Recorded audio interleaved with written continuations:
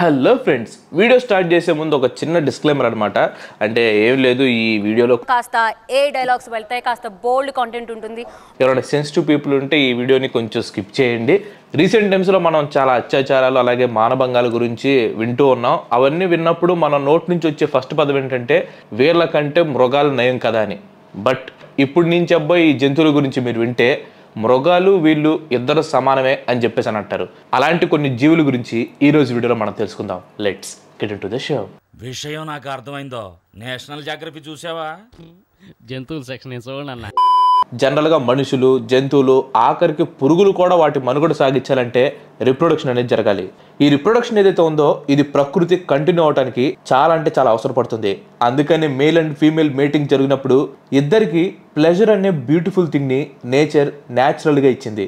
కనీసం ఈ ప్లెజర్ కోసమైనా సరే వీళ్ళు కలుస్తారు, రిప్రొడక్షన్ జరుగుతుందనే ఉద్దేశంతో దేవుడు అలాంటి ఒక ప్యాటర్న్ అయితే మెయింటైన్ చేశాడు. దేవుడిని నమ్మని వాళ్ళు సైన్స్ పరంగా అయినా అనుకోండి. బట్ కొన్ని జీవులు ఉంటాయి, ఈ జీవుల్లో మనుషులను కూడా ఇంక్లూడ్ చేద్దాం. వీటికి ఏంటంటే మేటింగ్ అనేది ప్లెజర్తో కాకుండా విపరీతమైన ప్రెషర్తో ఉంటుంది. అయినా కానీ అవి నానా కష్టాలు పడి కొన్నిసార్లు ప్రాణాలు సైతం తెగించి మరీ రిప్రొడక్షన్ అనేది కంటిన్యూ చేస్తాయి. అలాంటి జీవుల్లో ఒకటే ఈ వాటర్స్. దీన్ని యాక్చువల్గా నీటి పిల్లి లేదా నీటి కుక్క అని కూడా పిలుస్తూ ఉంటారు. నువ్వు మనిషివా మానవ మృగానమా అని చెప్పి అంటారు చూసారా, బహుశా ఆ పదం ఈ వాటర్ని చూసే వచ్చిందేమో. మేల్ ఓటర్ ఫిమేల్ ఓటర్తో మేటింగ్ చేసేటప్పుడు ఫిమేల్ని నీటిలో ముంచి అలానే హోల్డ్ చేసి పెడుతుందంట. ఫిమేల్ బాడీని, ఫేస్ని అగ్రెసివ్గా ఈ మేల్ ఓటర్ కొరుకుతుంది కూడా. ఇలా చేసినప్పుడు ఆ ఫిమేల్ ఓటర్ ఏదైతే ఉందో దానికి ఊపిరాడక చనిపోయిన సందర్భాలు కూడా కొన్ని ఉన్నాయి. ఇన్ కేసు లక్కీగా బ్రతికినా కానీ ఆ ఫీమేల్ ఓటర్ ఆ ట్రామాని లైఫ్ లాంగ్ బేర్ చేస్తూ ఉండాలి. ఇక్కడ విషయం ఏంటంటే ఆ మేటింగ్ టైంలో ఆ ఫీమేల్ ఓటర్ చనిపోయింది అనుకోండి, అయినా కానీ ఈ మేల్ ఓటర్స్ వదలవు. వాటి కసిని తీర్చుకున్న తర్వాతే అవి అక్కడి నుంచి వెళ్ళిపోతాయంట. ఇంకో షాకింగ్ థింగ్ ఏంటంటే ఈ మేల్ ఓటర్స్ ఉంటే చూడండి, ఇవి ఎంత దారుణమైన అంటే కనిపించిన చిన్న చిన్న కుక్క పిల్లల్ని, కోతి పిల్లల్ని, ఆఖరికి సీల్ చేపలను కూడా వదలవంట. ఎంత కసి మీద అట్లా ఉంటారా బాబు. ఇప్పుడు నెక్స్ట్ జీవి దగ్గరికి వెళ్ళిపోదాం. ఈ జీవి గురించి మీలో చాలా మంది తెలుసు. యాక్చువల్గా ఇది ముద్దుగా ఉంటుంది, దాంతో చాలా మంది ఆడుకుంటూ కూడా ఉంటారు. ఇది నీటిలో ఉండేటువంటి జీవి అనమాట. ఆల్మోస్ట్ ఇదంతా చెప్పినప్పుడు మీకు ఒక ఐడియా వచ్చేసి ఉంటుంది. ఎస్, మీరు గెస్ చేసింది కరెక్టే, డాల్ఫిన్. ఈ డాల్ఫిన్ ఎంత తెలివైందో మనందరూ తెలుసు. మనుషుల తర్వాత అంత తెలివైన జీవి ఏదైనా ఉందా అంటే అది డాల్ఫిన్ అని చెప్పేసి చాలా మంది అని అంటారు. సో ఆ పేరుకి ఏ మాత్రం తక్కువ చేయకుండా డాల్ఫిన్ అలానే ప్రవర్తిస్తుంది. మనుషులు ఇలాంటి సిచ్యువేషన్లో ఎలాగైతే ప్రవర్తిస్తారో మోస్ట్లీ ఇవి కూడా అలానే ప్రవర్తిస్తాయి. అది ఎలా అనేది ఇప్పుడు చెప్తాను చూడండి. సో ఈ డాల్ఫిన్ గురించి మీకు ఒక ముక్కలో అర్థమయ్యేలా చెప్పాలంటే, ఇప్పుడు మన ఫ్రెండ్స్ గ్రూప్ లో కానీ ఫ్యామిలీ గ్రూప్ లో కానీ ఒకడు ఉంటాడు. వాడు చాలా అంటే చాలా సైలెంట్గా ఉంటాడు. బట్ వాడు చేసే తేట పనులన్నీ మనకు తెలుసు అనమాట. కానీ బయటికి మాత్రం వాడు చాలా మంచోళ్ళలాగా ప్రొజెక్ట్ చేస్తూ ఉంటాడు. సేమ్ ఈ డాల్ఫిన్స్ కూడా ఇలాగే చేసే ఏదో పనులన్నీ చేస్తాయి. బట్ పైకి మాత్రం చాలా ఉత్తముల్లాగా మాకేం తెలియదు అన్న రీతిలో ఉంటాయి అనమాట. సో ఈ డాల్ఫిన్ మేటింగ్ గురించి తెలుసుకునే ముందు మీకు ఇంకొక ఇంట్రెస్టింగ్ ఫ్యాక్ట్ చెప్తాను అనమాట. బేసిక్గా మనుషులు మనమే అటు ఇటు ఎవరిని పడితే వాళ్ళని పేరుతో పిలుచుకుంటూ ఉంటాం. అంటే పేరు పెట్టి పిలిచేది ఎవరు అని అంటే మనుషులే. కానీ డాల్ఫిన్స్ కూడా పేరు పెట్టుకొని పిలుస్తాయి అంట.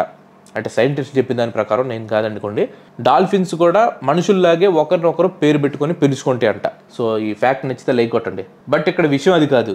మేల్ డాల్ఫిన్స్ ఫిమేల్ డాల్ఫిన్స్ ని ఎంత చిత్రవద చేస్తాయి అంటే అంత చిత్రవద చేస్తాయి. మేల్ డాల్ఫిన్ ఒక ఫిమేల్ డాల్ఫిన్ తో సెక్స్ చేయాలంటే ఆ ఫిమేల్ డాల్ఫిన్ కి ఇష్టం ఉంటే చాలు. ఇన్ కేస్ ఇష్టం లేదనుకోండి వాళ్ళ ఫ్రెండ్స్ని పిలిచిద్ది. వాళ్ళ గ్రూప్ మొత్తం సహాయంతో దాన్ని కిడ్నాప్ చేసేసి తీసుకుని వెళ్తారు.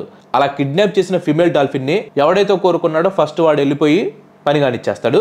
ఆ తర్వాత మిగిలిన ఫ్రెండ్ డాల్ఫిన్స్ ఉన్నాయి చూసారా, వాటన్నిటిని కూడా దాంతో కలవమని చెప్పేసి పర్మిషన్ ఇస్తాడు. ఈ ఫ్రెండ్స్ డాల్ఫిన్స్ కూడా వెళ్ళిపోయి ఆ ఫిమేల్ డాల్ఫిన్స్తో కలుస్తాయి. సో ఈ వికృతి పనిని మన భాషలో చెప్పాలంటే గ్యాంగ్ అని చెప్పి అంటారు. ఇక్కడ డాల్ఫిన్స్ మనలాగే తెలివని అని చెప్పాను కదా.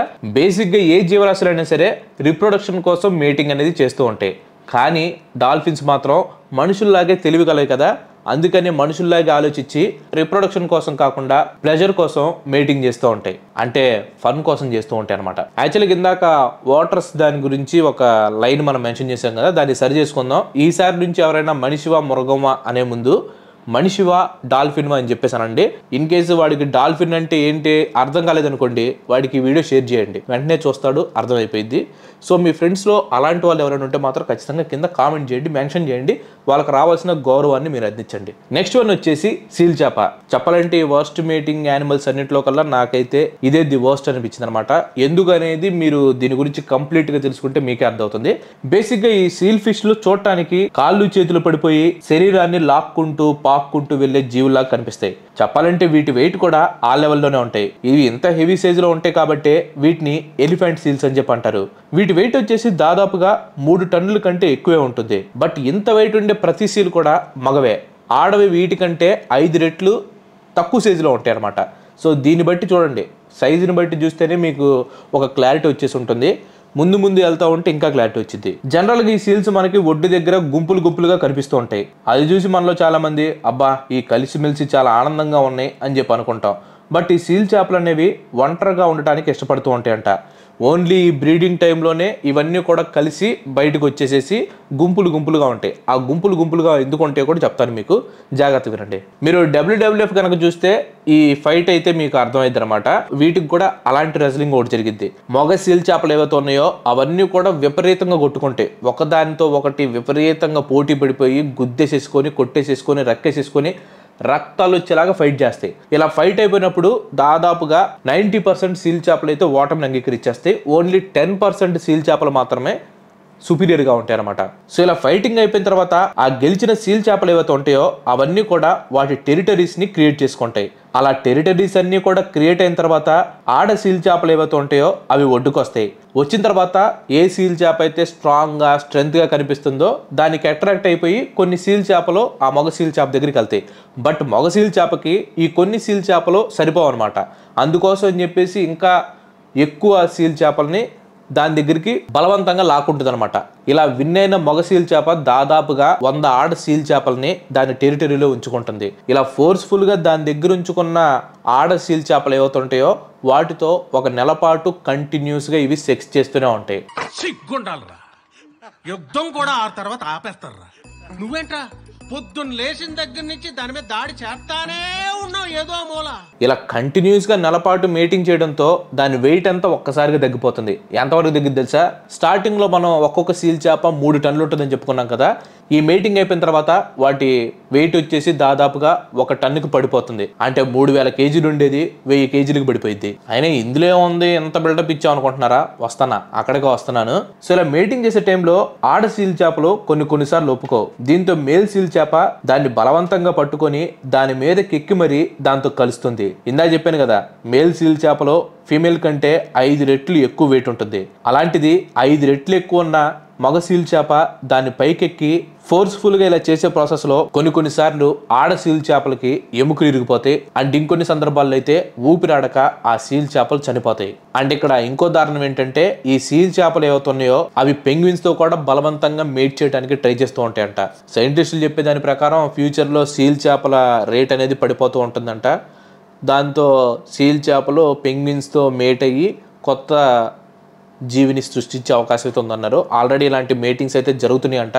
సో ఫ్యూచర్ లో మనం ఇంకొక కొత్త స్పీసెస్ ని చూసే అవకాశం అయితే ఉంది. నెక్స్ట్ యానిమల్ దగ్గరికి వెళ్లే ముందు ఇంతవరకు ఈ వీడియో చూసారంటే ఈ వీడియో మీకు నచ్చిందని అనుకుంటున్నాను. మీకు నచ్చినట్లయితే ఖచ్చితంగా ఈ వీడియోని లైక్ చేయండి. అండ్ అలాగే మీరు మన ఛానల్కి ఇంతవరకు కనుక సబ్స్క్రైబ్ అయినట్లయితే మన ఛానల్కి తప్పకుండా సబ్స్క్రైబ్ అయ్యి పక్కన ఉన్న గంటని ఆల్ ఆప్షన్ పెట్టుకోండి.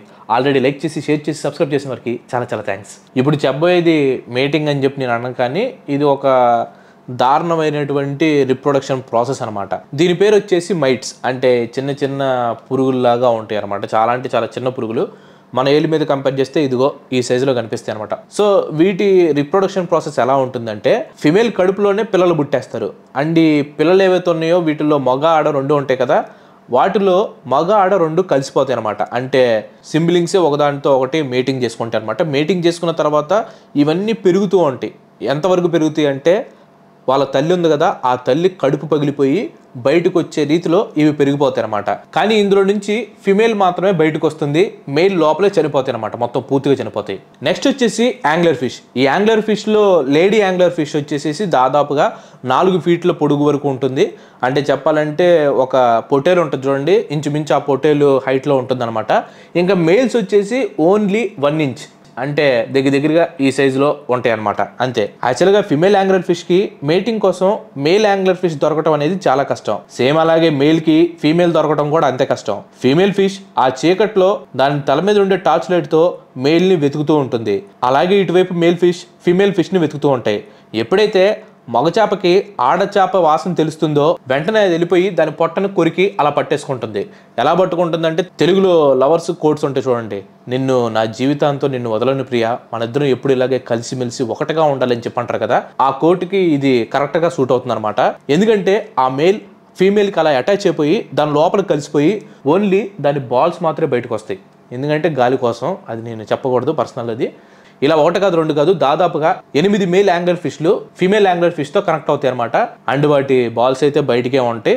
సో వాటి నుంచి ఫీమేల్ స్పమ్ ని కలెక్ట్ చేసుకొని అది ఎప్పుడు కావాలనుకుంటే అప్పుడు రీప్రొడక్షన్ ని అది చేసుకోగలదు అనమాట. సో ఆ ఫీమేల్ యాంగ్లర్ ఫిష్ చనిపోయే వరకు ఈ రీప్రొడక్షన్ అనేది కంటిన్యూ అవుతూనే ఉంటుంది. నెక్స్ట్ వచ్చేసి రెడ్ బ్యాక్ స్పైడర్. వీటిలో ఫీమేల్ ఏదైతే ఉందో అది బాగా పాయిజనస్, బట్ మేల్వి మాత్రం ఇదిగో ఇలా ఉంటాయి. సైజ్తో కంపేర్ చేసుకుంటే ఆడవి మగవాటి కంటే 100 రెట్లు ఎక్కువగా ఉంటాయి. చెప్పాలంటే ఈ ఫిమేల్ స్పైడర్స్ ని మనం క్యానిబల్స్ అని కూడా అనొచ్చు. అంటే ఓన్ జాతి వాటిని చంపుకొని తినే అనమాట. అండ్ ఈ మేటింగ్ తర్వాత మగవి బ్రతికే అవకాశం కేవలం 30% మాత్రం ఉంటుంది. కొన్నిసార్లు అయితే ఆ 30% కూడా ఉండదు, మొత్తం చనిపోయే అవకాశం ఉంటుంది. బేసిక్ గా ఈ మేల్ స్పైడర్స్ కి స్పర్మ్ అనేది వాటి పల్ప్స్ లో స్టోర్ అయి ఉంటుంది. పల్ప్స్ అంటే ఇక్కడ కనిపిస్తుంది కదా, ఇదిగో వీటిని పల్ప్స్ అని చెప్పి అంటారు. ఇక మేటింగ్ విషయానికి వస్తే మేల్ స్పైడర్ ఫీమేల్ ఉండే ప్లేస్ కు వచ్చి దాని కింద వైపు నుంచి రివర్స్ గా వెళ్ళేసేసి ఇదిగో ఈ టైప్ లో అలా అటాచ్ అవుతుంది అనమాట. సో దాని తల మీద ఉన్న పల్ప్ ఏదైతే ఉంటుందో దాన్ని ఫీమేల్ జెనటల్ ఏరియాలో ప్లేస్ చేస్తుంది. ఎప్పుడైతే అది అలా ప్లేస్ చేస్తుందో వెంటనే ఫీమేల్ దాని నోట్లో నుంచి కొన్ని యాసిడ్స్ ని రిలీజ్ చేస్తుంది. అలా రిలీజ్ అయిన యాసిడ్ వలన మేల్ బాడీ ఏదైతే ఉంటుందో అది కంప్లీట్ గా మెల్ట్ అయిపోతుంది అనమాట. అలా మెల్ట్ అయిపోయిన దాన్ని ఇది తీసుకొని తినేస్తూ ఉంటుంది. అండ్ కొన్ని సందర్భాల్లో ఇవి తప్పించుకునే అవకాశం కూడా ఉంది. బట్ తప్పించుకున్నా కానీ దాని బాడీ డ్యామేజ్ అయిపోయి ఉంటుంది కదా, దాంతో కొన్ని గంటల తర్వాత అవి చనిపోతాయి అనమాట. సో ఆ రిప్రొడక్షన్తో చావైతే తథ్యం. సో ఇవి గైస్ కొన్ని వర్స్ట్ మేటింగ్ యానిమల్స్. ఇవి కాకుండా ఇంకా చాలా ఉన్నాయి అనమాట. మీకు దీని మీద పార్ట్ 2 కావాలంటే చెప్పండి, ఖచ్చితంగా చేస్తాను. బట్ ఒక 5K లైక్స్ కొట్టండి, ఎందుకంటే మీకు ఈ టాపిక్ మీద ఇంట్రెస్ట్ ఉందని చెప్పేసి నాకు అర్థమవుతుంది. వెంటనే దానిపై నేను టాపిక్ చేయడం ట్రై చేస్తాను. Thanks for watching. ఈ వీడియో కనుక మీకు నచ్చినట్లయితే లైక్ చేయండి, షేర్ చేయండి. అండ్ అలాగే మన నెక్స్ట్ ఎపిసోడ్ మిస్ కావద్దు అనుకుంటే మన ఛానల్కి తప్పకుండా సబ్స్క్రైబ్ అవ్వండి. ఇంకో మంచి ఎపిసోడ్లో మళ్ళీ కలుద్దాం. Till then bye bye, have nice day.